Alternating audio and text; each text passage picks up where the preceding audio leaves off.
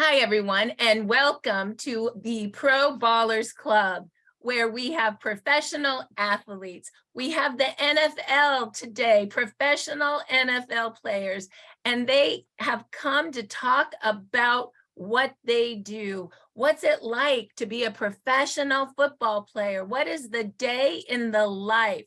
We have David Hill, Ivory Sully, Reggie Dawes, and Rod Perry here today. And we are so excited to have them.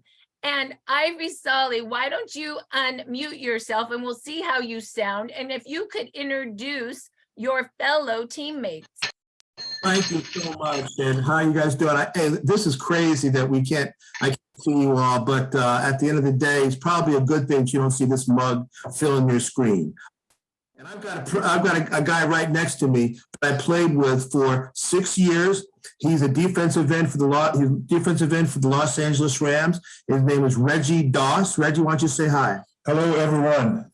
That's right, man. He's going to give you guys a perspective of what it's like to be on the defensive line and the treachery of that and what that leaves you when you get into your 60s. Anyway, and then we all from across town, we also have a former Ram, a tight end that was a really great tight end for the Detroit Lions as well as the Los Angeles Rams. Helped Eric Dickerson, blocked his way to help Eric Dickerson to the NFL record, what is it, 2105 or something like that. It's David Hill, and David Hill used to catch balls with the Detroit Lions and do that dance in the end zone. I don't know if you all remember that, but we have David. We're so happy to have him. David, say hello. We're having a hard time with audio with David, so will say hello once he gets himself back on. And Jan, if you could work on that. But let's move over to Rod. I got to get Rod, man, because Rod is the guy that helped me. Now, when I got to the Rams, I was a running back. I played offense. I scored touchdowns. I never backpedaled a day in my life.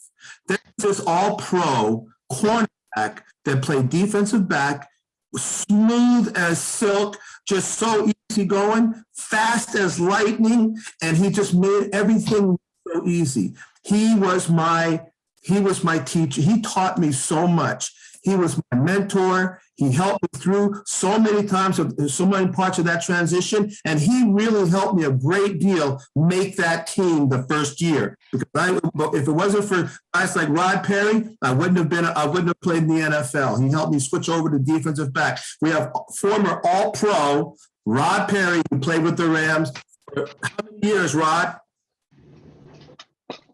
And Rod, you can unmute yourself. We'd love to hear from you, Rod. If you'd like to unmute yourself, you have to unmute yourself. Got it. I got it. Go. Hi. Okay, good. How you doing? Good. Sully, tremendous introduction. And I have a story to go along with the David Hill, but Sully was a great player. Sully was a great player that he had tremendous ability to compete, and he won us over with his competitiveness and his special teams and his ability to learn. And Reggie was highly competitive. Dawes, man. Dawes brought that heat for us. Well, Rod, I want to hear the story. What's the David Hill story? Oh, the David. Well, my 8th year in the league, I was traded to the Detroit Lions for David Hill. So David was traded to block for Eric Dickerson. So I was traded to Detroit to go play defensive back because they had some other young DBs that were coming up, Ivory, Leroy, Kurt Collins, who we lost, and Sully. And those guys were in the backfield and Lucius. So I was traded to Detroit, had a number of players. And then David Hill came to Detroit. And that's how I first in college, other than playing against David Hill. So did you and David play against each other, Rod, or did he go to LA and you went to Detroit? Did you switch? Well, I think we played maybe 1 year against each other. I think because I think he was the first or second round, 1 year against each other. And then, naturally with the trade, we switched. But that's how I've kind of known. And plus his brother was a real huge sportscaster in an ABC, Jim Hill, who was a great DB when he played too as well. So David can share all those stories, but that's Wow. how David and I met, and obviously playing with Ivory and Doss. Okay. Well, you have a huge story, and yeah, I mean, it's like you guys are like famous. I mean, the Hill family with both David and Jim. I mean, hello. Can I ask you, Rod, what exact? Ivory said what position you played, but for some of us novice, I mean, there's a lot of Okay. people here that get professional football, Okay. but like, what exactly, like David in his prime was like 275 pounds, I believe. Like, Yeah. what did he do? Like, what was his job? And what was your job on the team? Like, What? how are you different? Well, David Hill, he was a tight end that was right at the end of the line of scrimmage, and he blocked defensive end. Plus, he had ability to catch the football. He could run routes and catch the ball. Plus, he was a tremendous blocker. So that was really a twofold to have that type of tight end. Focus you're not in frame. You're not there. You go. Okay, there, yeah. So David was a tremendous tight end that could run and catch. You know, they would talk about the Kelce's and the Gronk, but David could do that type of thing back in our day. Okay, Reggie could rush the passer and play the run out of Hampton. He was very physically strong at the point of attack and played hard and played violent. And he came there and he had a tremendous hunger because he wanted to make that team, and he wasn't going home. So that's one thing. I know Reggie was not. I ain't going back. I ain't going home. And Sully came from Delaware, you know, and like you said, he's never played defensive back. I don't know, but what people try to challenge Sully because they think he could run, and Sully just blew the doors off of him. He ran like 4.27 and just blew people away. And then he was so strong and with his hands. And he was a great special team player, and he had coverage ability, and he played in what we call we had a lot of defensive coverage packages that we put extra DBs in the game to match up against these receivers. So he came in to play inside against some of the with the tight ends that can catch the ball, or running backs that can catch the ball out of the backfield, which were sometimes mismatched for linebackers. Plus he was strong, and because he was I believe he bench over 400 pounds, but he can play the run as well. He can aggressively show up and fit the run. My position, I was a little bit I was a corner many pounds ago. I played way out on the edge, tried not to hit anybody. They say I used to throw a no-hitter, but I played way out there on the edge and just try to cover and hold things down. So you, Rod, you were in the team when Ivory came as a professional. So you were his mentor, it sounds like. Yes. Yes. Yes. You know what? You know what? Like Reggie and I didn't get a chance to play with David and Ivory. We all had a brotherhood. We had a lot of love for each other. So there's nothing wrong with us sharing things with each other, and even guys that probably going to end up taking your position. But we wanted to see people excel and do well, because I used to always say in my mind that money's green all over America. So if I don't get a job here, I get a job someplace else. But I want to see people succeed. And that's what I really enjoyed, and watching Ivy succeed. And also, you know, Reggie had he can tell you about his experience, because he had some guys that took him underneath his wing too, some older guys. So, you know, there's a brotherhood in the NFL. That's why we still are, you know, close today. Wow. I'm going to tell a story on Reggie. Reggie was what we call him the two gap. You know what a gap is? A gap. A defensive lineman is in a 3-point stance, and they're the ones that are down on the line, and then the offensive line tries to drive them off the ball. Well, Reggie had to cover a gap. You have gaps in between the players, right? So that the running back can run through. Reggie's responsibility was to cover 2 of those gaps, not just one. He had to cover 2. So we called him two gap, because Reggie would not get moved off the ball. They could not move Reggie off the ball, and he would just wait for the running backs to come to him. He's got that right gap, and he's got that left gap. It's just a matter of time before they got to come to him. Am I right, Ron? Am I right? Yes, he did with Fritz Sherman. That was a 34 two-gap defense. with Ray, it was like a 4-3. He was on the edge, and then when Strick came inside, he moved inside of the offensive tackle at times, and sometimes he lined up wide and rushed the passer because he had ability to do that. But he could stone the run. I mean, he can stone his blocker and then get to the ball clear. Stone him and stop the lineman and then get off the block and get to the ball carrier. A real stone, not even a lie. So I want to know, given what you guys are doing, stopping the run, tackling David, 275 pounds. I think last week, David said, I was so big that when Ivory ran into me, he was like a gnat. Remember that? Yeah, there you go. Yeah. And then, of course, Ivory last week said, hey, it's not all about your weight. It's, what did you say? What's power again? It's speed plus what? Speed times weight equals power. That's right. That's the formula. Speed times weight equals power. However fast you are, however fast you bring that weight, that is your power gauge. That's your power gauge. Well, so what I thought was interesting because of that, speed plus power, speed plus weight is power. So Ivory, you were how many pounds back in the day? 210. But you were fast. I think I heard Rod say you were super fast. Is that right? That's correct. That's what I had. That's right. And who did the 400 pounds? Was that you or is that Rod? Who lifted 400 pounds? That was me. Yeah, it was Ivory. Yeah. Watch out, man. Don't mess. So here's my question. You're lifting 400 pounds. You're 210. You're fast. But you're tackling someone like David Hill that's 275. I wish you guys could see David. He is a big man. So what happens? You guys were talking about last week when you do all of that you get dings. What's a ding in your day? What's that? Handle that, Reg. Handle that, Reg. Okay, well, this is Reggie. A ding is kind of classified as a big hit, a knockdown, one that gives you like a little buzz sensation when you get hit. You're like, well, wait a minute, and make sure everything is okay after you get off the ground, because it's one of those hard contacts. And like the terminology that you're using, like Sully flying up into the line of scrimmage and drilling one of the offensive players or running backs or tight ends. Not only is the person that's tackling, they don't always give the dings. They get it a lot of times too. That's so right. When you get that ding, that means like, whoa, wait a minute. Let me make sure everything's working correctly here. Let me get back. I'm going to go to the sideline and get some water. Yep, but I'll be back. So and also a ding is associated with after you've hit somebody, it is usually with your head, unfortunately.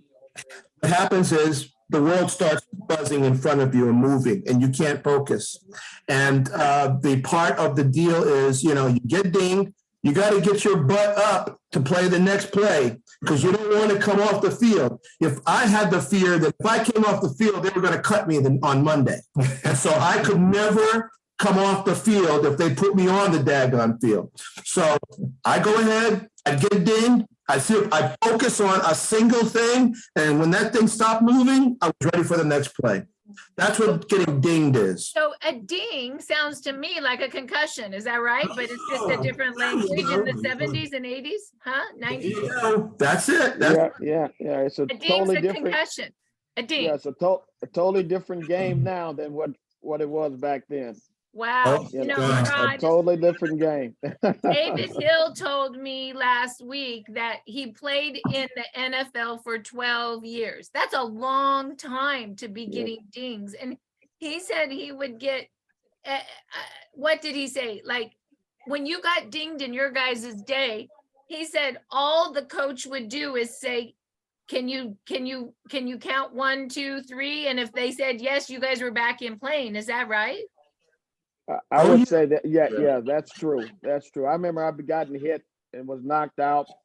I got hit with Dorsett, kneed me in the head, and I was out for about 4 or 5 minutes. And then they went to a timeout, my wife was saying, and then they came back out. I still was down, and then they brought me back to the sideline. And then a couple of series later, you were back in there. And then I messed up so bad they had to take me out. But yes, a lot of us were hit like that, and a lot of times concussions are, sometimes you don't realize that you have them. You know, those are the dings that you're talking about, and those are the head traumas that that players get. Obviously, the big ones that you see, everybody can see, but there's those ones that what Sully was talking about and what Reggie just described. You know, that happens a lot, but you know, you just get back out. Your fear of not being able to play, or somebody else was just as good as you is going to come back in the game, and you might not be able to play again. That was the game back then. You know, And it was a matter of toughness. It was a matter of toughness for us. That's what they were. You know, that's right. Nobody wanted to submit to not being. Weren't tough enough. That's right. That's right. I'll give you a story on that. This is Ivory. I was in Tampa Bay, and we were playing the Chicago Bears. And they had a fullback that they had. Do you remember the fullback in Chicago back in the 80s? Anyway, he wasn't fast or anything. He was a low though, and so and he blocked for Walter Payton. Anyway, he had the ball. I came up. I had a perfect hit on him. I hit him. I tackled him. The next thing I remember, the two doctors and the two trainers were over me. And I said, what are you guys doing out here? Let's go to second down. Let's go. I had been out for like 5 minutes. And and the thing about it is if you didn't sustain something like that, I would have probably gone out for the next series. That's what I would have done. Absolutely. Wow. So tell me about this. How many, so Ivory, you explained to me that a concussion is something like when you get a ding, like your brain, your brain literally hits the skull and you bleed. You have a bruise. Is that right? It's the bruising of the brain. That's exactly correct. That's right. That's exactly what it is. So the brain actually moves against and hits or comes up against your internal skull. And when that happens, there's hemorrhaging. And that's what a concussion is. And here's the thing that we're dealing with nowadays. As was just a study come out just yesterday from Boston University. They tested 376 players that had passed. Okay, they passed. They're dead, and that's the only way that you can find remnants of this disease called CTE. And CTE is the thing that really slows you down and takes you down. And 92% of those 376 players had CTE. 92%. That's 345 of the 376 had CTE. But what's CTE, Ivory? Cardio. Something. I forget the actual thing. Cerebral traumatic encephalitis or something like that. So it's like swelling of the brain. Yeah. Chronic traumatic encephalitis, right? It is. There you go. Hey, how you doing, Mike? Is it Mike? It's Micah. Yes, it's Micah. How you doing? Mike, how you doing, man? I saw him last week. How you doing, brother? Doing well, and I have my football helmet here, given to me by one of the former players years ago, Anthony Miller, and we know Anthony very well. Yes, sir. Yes, sir. San Diego Chargers receiver. Yeah. Yeah. Mm-hmm. Broncos. Yeah.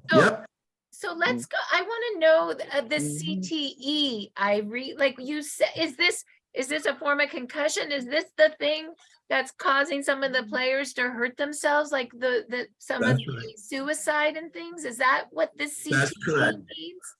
That's correct. What happens is with CTE is after you have a hit on your head and that hemorrhaging happens, there are these things that occur that come into the picture, which actually slow your brain down. It slows the function of your brain down. And I don't know the terminology of all this. I do know visually what it does. What happens is if you have a few of these things, you could have the dementia and all and this stuff, right? But if there's a lot of it, that's when you see guys like, who's the guy that done in San Diego, the middle linebacker? Junior Seau. Junior Seau. Junior had CTE, and he killed himself. He committed suicide, and that is also something that we as ex-professional football players have to deal with these days. Is that possibility that this suicide thing is really not a joke, and it really does need to be taken care of, or witnessed, or recognized. And we do need the improvement in our brain health to stay away from that stuff. Some things you can't help, dementia, you can't, if you're going to get that, you're going to get that. But it's the scary stuff that comes on, the onset suicidal thoughts. That's really scary. That's really scary. So Ivory, let me ask you, so you think the CTE, the dings, which are really concussions, are kind of the trauma to the brain that you guys had a lot of? I think David said in 12 years, he probably had 1,000 concussions. I think he said he had concussion dings, which you call it, are really concussions, since he played in high school. And so that's a lot of trauma to the brain, Ivory. That's right. It is. There's a lot of trauma to the brain, which brings us to things that will help us regenerate these areas, something that can, and you have to look to regeneration. You can't just, tap out and let it, deteriorate the whole time. We're looking for ways to have that happen in a more natural way. And that's why I think that, the patches, the X39 patch, X49 patch, all this stuff is remarkable, and how it makes you. I'm sorry, who is this? It has you sleep better, and it has you remembering things better as well. Well, let's talk about that, Ivory, because I remember last week you and David talked about this, and it really I really resonated. You said, listen, how old were you when you started the league? I was 21. 21. Rod, how old were you when you started? I was 20. I was 20 and then turned 21 during the season. When I was 20, I was drafted. Yeah. And Reggie, how old was Reggie when he started? Reggie was 21. Okay, so you guys are young. Okay, so here's the interesting thing, right? When we are young, our stem cells work. What are stem cells? Stem cells are the only cell in your body that are changeable, which means they can change into whatever cell your body needs to repair. And that's what happened when you were 20. So let's talk about Rod, Reggie, and Ivory. They started their careers when they were 20. They were just young. And what Ivory told me is that when they started on, what did you say? You played the game on Sunday and you got hit, and tell them your weekly schedule and that how you were ready for the next game. But as you got older, how that changed. I want to understand that. So what it used to be before they used to play on Thursday nights and Monday nights. Before that all happened and occurred, it was a Sunday to Sunday schedule, 7 days. So whatever you had that occurred on the game during the game in 1 week, you had 7 days to get your body together to be ready to play on the following Sunday. So the 7-day schedule. So as you progress in years, the years go by, that time where we have to get ready expands a little bit more. So like you would go, and by the end of Tuesday, we would get Tuesday off. By end of Tuesday, your body was pretty much ready to go when we started getting it going, right? Man, we get into the year 5, year 6, it's more like Friday now, it's more like Friday-ish, we're ready to go.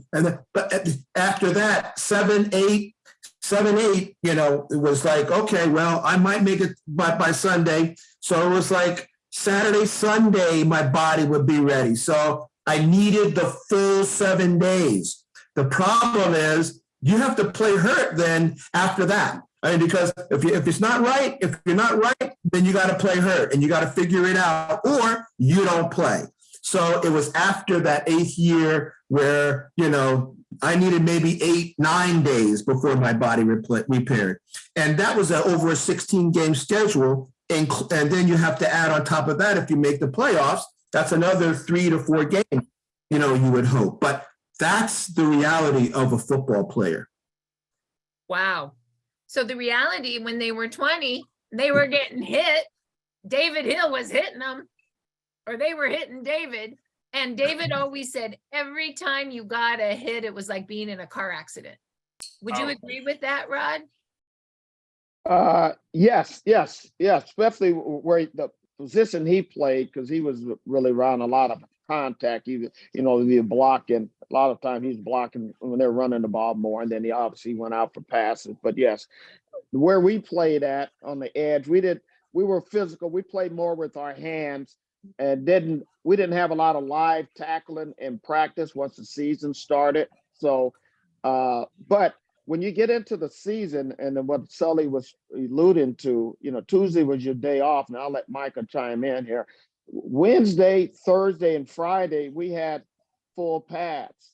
Nowadays, they designate maybe 1 day a week of pads, maybe it's helmets, maybe it's shoulder pads, but it's never full pad. We went full pads Wednesday, Thursday, Friday. Saturday, you didn't have pads, and then Sunday you get ready to play the game. So there was a lot of contact during the week. Naturally, if guys were injured, they didn't practice, but that's where a lot of that. So in terms of recovery, you maybe had that Tuesday to really recover where you're not hitting anybody, but there was a lot of contact. And then you get into the preseason games. When I first came in the league, we used to have 6 preseason games. Now they have 3. Then we went to 4. But we would have full pads for about 8 weeks of just tackling contact. So when you mean full pads in your day, pads mean you're tackling all the time. Yeah, your helmet, shoulder pads, and you're fully dressed out. Now sometimes you might not take to the ground, but it still is contact. You're still hitting people and fitting up aggressively on people. So, it takes time for your body to recuperate. Naturally, when you're young, you can go you recuperate a little faster. And then as the years start mounting up, naturally, your body wears down. You doesn't recuperate quite as fast. So I would love to know this from you guys is now, fast forward, you're retired. You played for 9 to 12 years. How many years did you play, Rod? I played 10. You played 10. And and how many years did Reggie play? Is Reggie beside you, Ivory, still? I know the connections. How many years did you play, Reggie? I played 10 years. 10 years. So you guys are, I hear a lot of professionals now play like 3. You guys, and David said, hey, in my day, I played as many years as I could because I needed to be a breadwinner for my family. Like he was gonna play as long as he could, no matter what the consequence, right? And so what I'd like to know now from each of you, what is the consequence now that you are not 20 and you're like in your 60s when the stem cells aren't repairing like they did when you're 20? What kinds of things are happening to you now? Do you mind me asking? Yeah, Reggie, this is Reggie. I played 10 years, and not just 10 years. I played over 210, 11 games without missing a game during my career. Wow. I played with broken fingers. I played with torn meniscus, torn plantar fascias. They give you a shot of cortisone to get you going, and like, okay, let's hurry up and get this game over because it's starting to wear off on me now. But that was kind of the era that we played in. And like Rod said earlier, about me, I'm one of those guys in the line. I'm a physical guy. I'm going to get up, I'm going to bang you, I'm going to hit you. And if I can't beat you over, we're going to fight a little bit. Okay, so that was kind of my mentality. And during that time, you were actually playing for your career. You heard you talk about David saying he had to keep being a breadwinner, keep earning money. and for his family, and Ivory came in and playing a different position, had to learn another position in order to do. And I mean, I think he did a good job because he hung around for a long time in the league, and Rod Perry, I remember him there. He was kind of one of our heroes on defense, you know what I mean? Because he'd be the guy kind of laying in the cut, as I used to say, meaning he's back there, you may not see him right away, but you throw the ball in his area, boom, he's going to have it going down the field. So, I mean, each one of us had, I guess, kind of our jobs that we did. And me as a lineman, it was like almost like a train wreck every play, because I'm going to go in, I'm going to use my head, I'm going to headbutt this lineman because you got a 300-pound guy that you're in front of. You got to get past him to make your job and find the ball or get to the quarterback. So it was like you had two jobs to do on every play.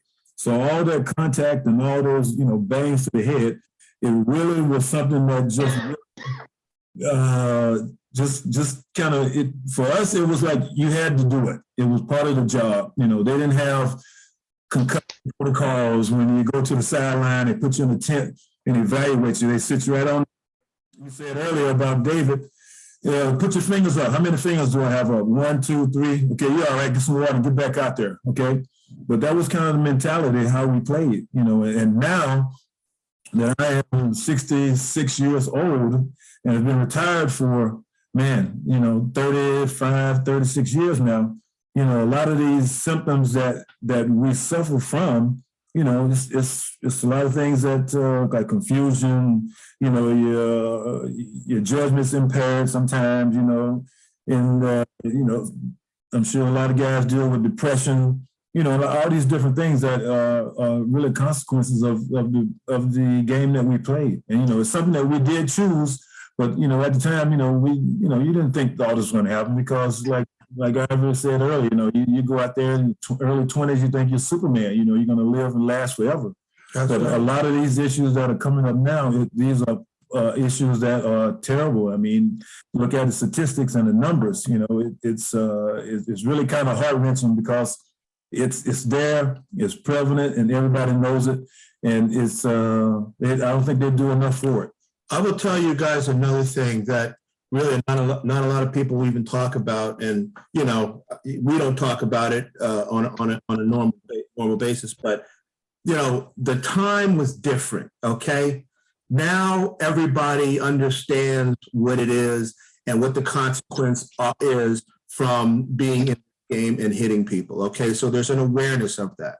But in our day, and Rod knows this, Reggie knows this, everybody knows this, everybody that doesn't play football really doesn't know this, but we called it the pharmacy.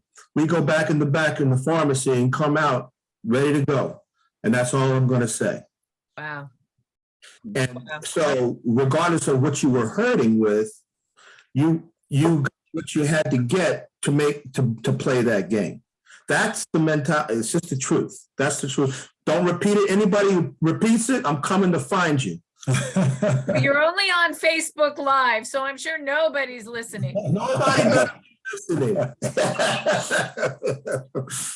So what it sounds to me from what Reggie's saying is that the trauma as you get older is really in the brain. It's confusion, it's judgment, it's depression, it's memory loss. Like, it sounds to me like that is really where we need to make sure we have technologies to help the brain from all the trauma of constant hits. Did I get that right? Yeah, and I mean, and that's, term CTE, I mean, that's basically what it is. It's a progressive degenerative brain disease is what we have, or that we get as we get older. Because what happens is, when you're younger age, you can do it, like I said, you think you're Superman, you can continue to do it. But as you get older, you start having these, lapse of memories, your forgetfulness, and a lot of it leads to, just where you're unable to really deal with a lot of situations. That's why a lot of former players, they suffer from dementia and, suicide and all those issues, which is like, wow, it's kind of scary once you think about it, but it's something that's real and it's happening really more than what people are letting on to. Yep. Well, so let me ask you Yeah. this, like, I'm gonna tell you about the two technologies that I think would help the NFL with this traumatic brain injury. Let's call it what it is. It's being hit over and over again, and it's taking all the hits to the brain. And I met Ivory at an event. How long has it been, Ivory? 3, maybe 4 years ago. And I was blessed enough. I was in the back row at this event, and someone was really sick, coughing on me, and I just didn't want to stay there. And so I got up and I went, where can I sit? There was only one place to sit, next to this really big man. And I have to say, I was super nervous because he was so, massive. But I was just like, I said, hi, my name's Marci. Can I sit by you? And I knew no one at this event. And he just took me in. He was so nice to me. And this is Ivory Sully. So I don't know if I've been able to ever tell you this, but it turns out like he had his whole crew and he was part of the Rams and he was a football player and he just let me into his group that day. And I really appreciated that. And anyway, so we became friends. And when I found out about this technology, I called him. Remember that, Ivory? Yes, absolutely. Yes. And I said, I found a stem cell technology that I think would really help you. And this was the X39. And the X39 is actually a stem cell technology. And when you open it up, inside is organic crystal.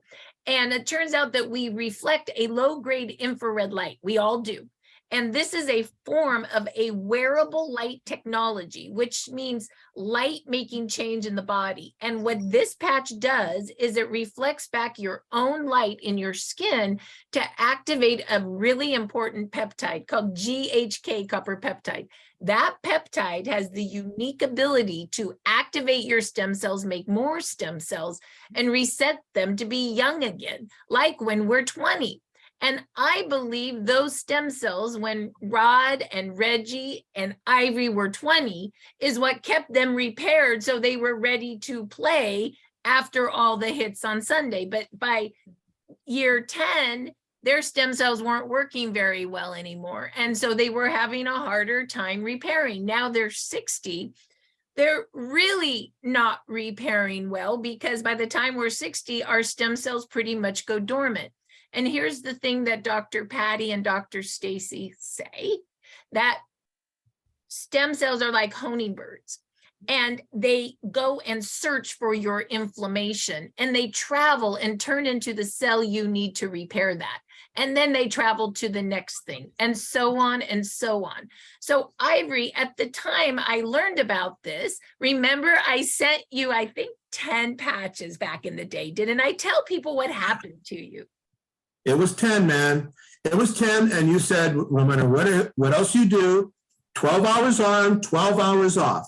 That's all you need to know. 12 hours on, 12 hours off. And I stuck to that, 12 hours on, 12 hours off. Before I had met Marci, I was having trouble sleeping. I had neck issues, as you can well imagine, a football player having a neck issue. My neck would get stiff and everything. And then I also had some issues around my ankles where they were starting to swell and all the circulation issues, all that. And I started to take and put the patch on by the 8th day. And I'm telling you, because I was waiting for it to happen. And I was great. I was hopeful that it would happen. By the 8th day, I woke up after a full night's sleep.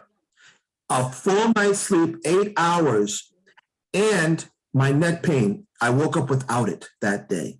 I have no idea how, why, what. All I know is that it did. And the fact of the matter is that it has maintained. This is literal. 3 years, I have not had a headache, even when, and I'm raising kids, even when my kids are crawling up my back.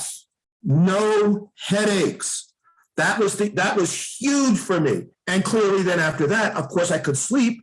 The pleural potency of the stuff of the patches helped me with my knees. I have no swelling on my ankles. it's like, okay, dude, something's going on. I got to go ahead and keep this. This is fantastic. And then it didn't hurt that Serena Williams was wearing one at Wimbledon, you know, and I happened to see it. Didn't hurt. So if the GOATs are wearing it, guess what? My lonely butt is wearing it too. Well, I have to say this is interesting because he's an example of how the stem cells travel, right? First he slept, then his neck pain went away, then his headaches went away. And if I remember right, you didn't even remember that you had a bad knee until you were golfing and all of a sudden you could swing and your knee didn't hurt, right? That's right. 100% right. 100. Wow. Yeah. And what happened because the other piece with the traumatic brain injury, if I remember right, you started the patches and I believe it was doing a retracing. Remember when you almost fell down the ladder when you were hanging up an ornament, I think? What happened? Remember that? I was cleaning the fan in my room and I put a ladder up, and for crying out loud, that happened on the 8th day. And it was like, I busted my butt. I almost broke my neck. Don't say that. On the ladder, right? So what happened? What happened to your brain? You had a retracing, right? Remember you had a little shift in your, what happened? That's exactly right. I just got dizzy as heck. It just like, it was just, the room was moving just like when you get dinged, okay? It was just moving in front of me and I couldn't focus on anything. Man, after I fell down off the ladder, I just went to bed. I went to bed and I woke up and everything was so much clearer. And I have no idea. Don't ask me why or don't ask me how. All I know is, dang, that feels good. It was a realization, a self-realization. And I'm not just saying that for the benefit of you people out there. I have to tell you, I'm emotional about this because it's real. And your body, after you played in the NFL for a long time, it's real. And when you have relief, for crying out loud, thank you. I'll tell you, Ivory, what I believe happened to you with your dings, concussions, traumatic brain injury, whatever you're going to call, when your brain hits your skull and you bruise, which means you're internally bleeding. I mean, let's all put together what's really happening. So when you put the X39 on, David Schmidt, the owner, inventor, and CEO, talks about something called retracing. The young stem cells are coming in and pushing out the old tissue, right? And when that's happening, that old tissue starts to retrace. And I believe Ivory was having a retracing of the ding. And once it retraced, he went to bed, his darn brain reset the next day, and he's like clear. And so I just think it's really special that these stem cells are repairing what you need. And as an NFL player, it seems to me what gets hit is your neck, your brain, your knees, right? Like everything. I remember David Hill telling me, Marci, my knees don't hurt when I golf anymore. Like it's a thing, right? Yep, 100% right. 100% right. So I wanted to I'm emotional about it. All right. You know, I'm grateful. I know. I'm so grateful that I met you. Yes. And so then just about 6 months ago, our other patch came out, which I think is going to be really great for the NFL, X39. And why I think this is a great combination for the NFL players, the performance pack, is because X39 activates a GHK copper peptide, which is going to help your stem cells repair your body. But X49 activates AHK peptide, the daughter peptide of GHK. And guess what, Ivory? AHK is found in the brain and in the heart. So can you imagine now we're activating lean muscle mass where your injury was in your brain? What do you think of that? I love it. That's why I have it. Oh God, I'm so blessed. Yeah, Ivory wears every day. He gets the performance pack, the X39 and the X49, because when I realized what the X49 is doing with building lean muscle mass, particularly building it in the brain and in the heart, lowering blood pressure and building bone. I knew that he needed these two patches the most. The other two that I think would be good for the players in addition would be Aeon, because Aeon activates a peptide that reduces inflammation. And lastly, I think that the guys need glutathione. Glutathione is your master detoxificator, your master detox pathway, your master antioxidant pathway. And I think that when we pull out things like fungus, mold, virus, toxins, Roundup, metal, all the buildup of this toxic world, when we get that out of the nervous system, then everything's going to function better. So my suggestion for the NFL kit would be, of course, X39, X49. And then if you would also want to add Aeon and glutathione, that would be a really great kit to help the NFL start repairing from the ding. We're going to start saying, Ivory, let's repair our NFL guys from the dings. How's that? That's right. That's a good foresight and good absolutely. Absolutely. So I don't know if there's any questions for the guys. But Jan, is there anything in chat? Maybe we have time for a few questions. Anybody have a question for Ivory, for Rod, for Reggie? Anybody have a question for our professional athletes today? And I want to thank you all for coming today. I mean, you are very busy men, and that you took time to come be with us. I just really thank you. Oh, you're welcome. Thank you. Thank you. I've got a question for you, Marci. Yes. This is Reggie. I've noticed the patches that you're wearing. You have several, like on your wrists and on your hands. Yes. What are you using, and what are those working for you? Well, so here's what I say.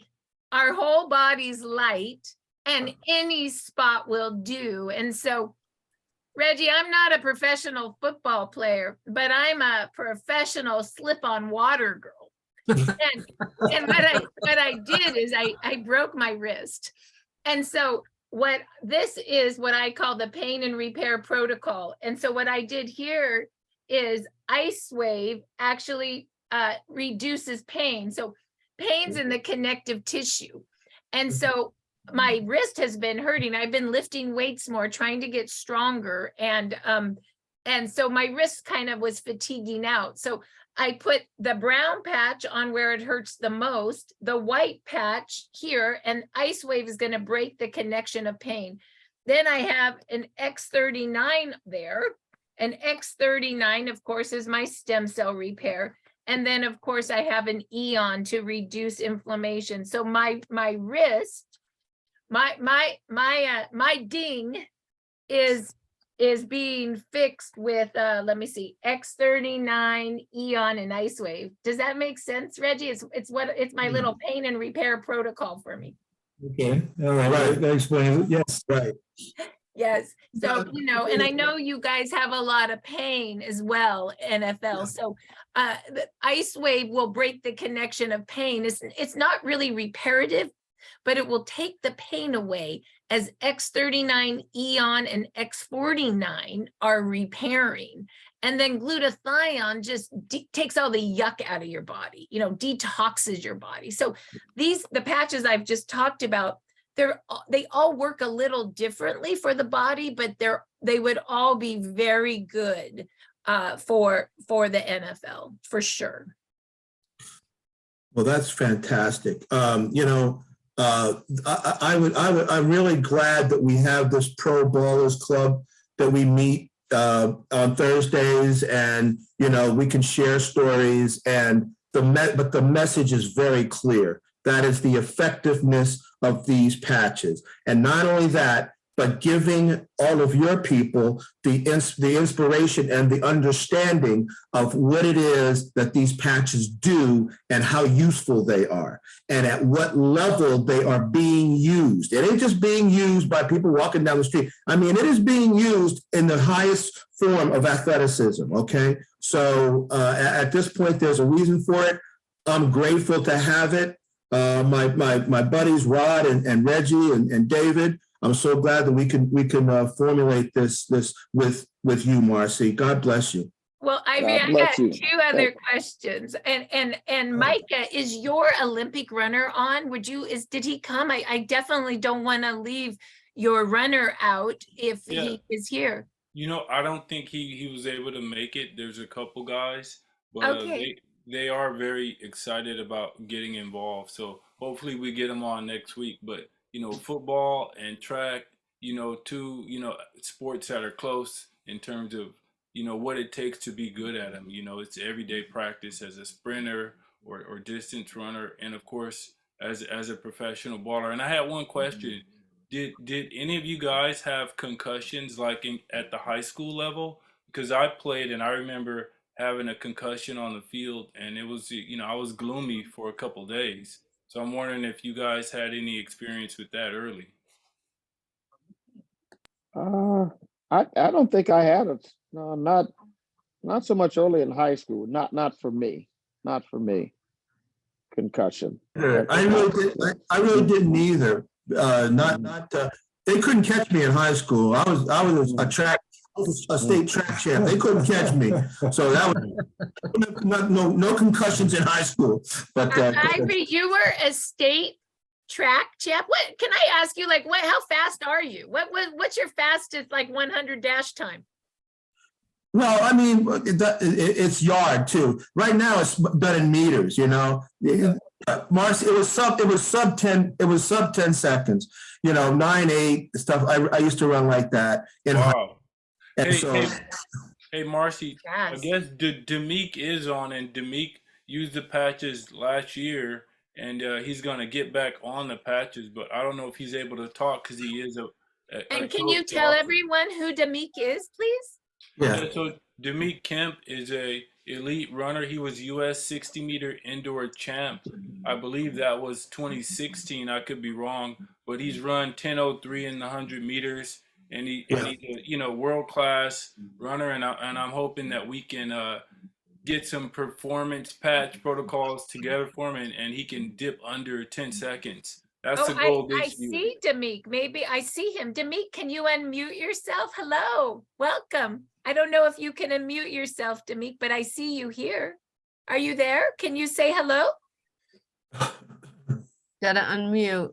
Oh, you have to unmute. And we're gonna do this at 11:30 on I know Thursday. So we're gonna learn all our technology, aren't we? Yeah, he's coaching, so he might be busy right now. But I said if he could just jump on and how's everybody doing? There he is. I was in the coaching.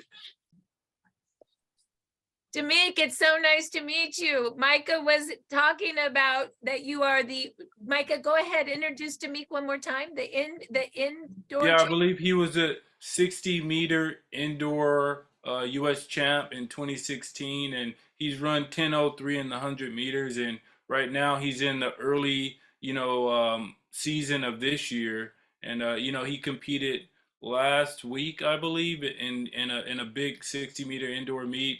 Performed, decent, but I know he's looking to get, back on top of his game in terms of progressing and getting on the podium. So it's real good to see him on the call here. I know he's a part-time coach, so he also coaches young athletes. So I think he's busy right now in doing that. But thank you, Demeek, for jumping on.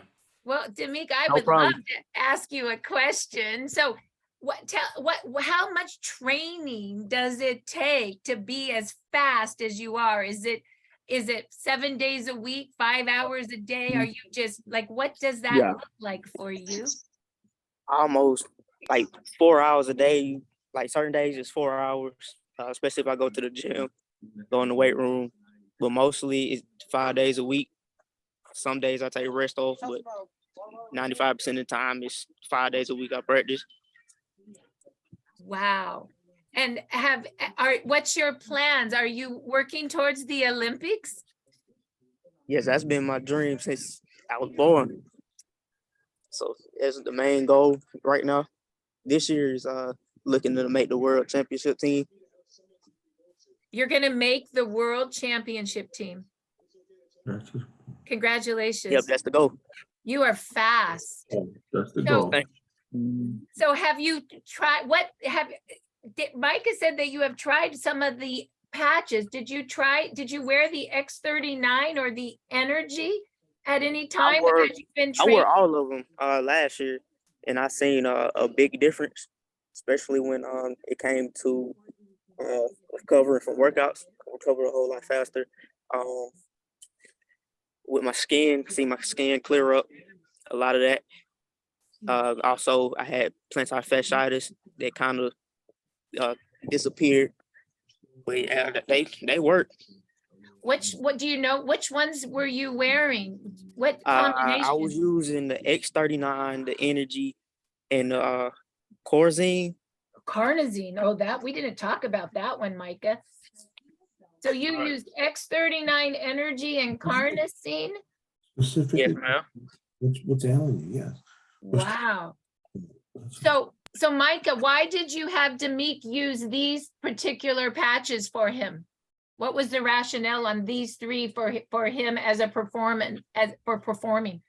Yeah, well, when I ran, my favorite patches were Energy, of course, because I could feel instantly. It was like, I felt more balance, more strength, flexibility. So, as a runner, you're always dealing with aches and pains usually. So, if you can recover day to day better, and especially on the big meet day, if you feel good, chances are you're going to be the winner. So I'm really looking forward to seeing what he can do using the patches throughout this season.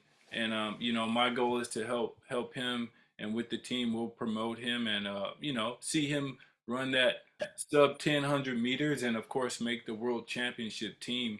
And if you're on the 4x1 team, you're a top runner. That's 4 guys on a relay team. But of course, Demick has bigger goals, and that's to be, one of the podium guys, top 3 in the world. So yeah, those patches are amazing. ATP, if you can increase your ATP, that means energy for recovery, not just the performance, also energy, just in your day-to-day thinking, and your focus, your mental clarity. So the patches all together, I think, can make an athlete perform 20% more efficient. So I'm really looking forward to hearing his story, as the season goes on. 20% more efficient as a performance as an athlete. And so Energy was the very first patch that David made in 2004. And he did that for the Navy SEALs. They called David and asked for them to figure out a way to keep the guys up at night without stimulants. And the Energy was created. But not only does it burn fat into energy, it also activates the mitochondria in every cell of the body, the powerhouse. So my guess is Demick's mitochondria got turbocharged. And that is probably one of the reasons he moves so fast. And Micah, where do you have athletes put energy on their bodies? Where do you recommend it go? Yeah, I recommend it either on the feet, between the split of the toes, about an inch above the split, the 2 big toes, or on the upper shins, just below the patella, the kneecap, 1 inch outside of the kneecap, the center line. And athletes basically will feel more balance, and sometimes that'll address aches and pains and stiffness associated with being an explosive athlete. So let me ask you this: what's carnosine, and where would you have Demick wear carnosine, and what does this patch do that's so good for athletes, Micah? Yeah, carnosine helps to rebuild the nervous system and the soft tissues, muscle, tendons. So you can put that directly on a area of concern, an ache or a pain, or you can just wear it, right in the center of the chest here, that breastbone, and that's where David, the founder, recommends you wear it, for everyday use. But carnosine can be worn every other day if you're not training like a high profile athlete. But for an intense athlete, every day I would wear carnosine. So Demek's wearing this every day with his energy. What Yes. about X39? Of course, that's going to activate the stem cells for repair, and we've already talked about that. Is there any other patch? So let's recap. For NFL and repair of the brain and injuries that they were having happen to them in their life, it would have been X39, X49, Aeon, and glutathione. For a performer that is in the moment and now performing like Demek, it would be, let's make sure I understand, you would recommend X39, carnosine, energy. Do you have any other one that you would recommend for someone in the current moment of high performance?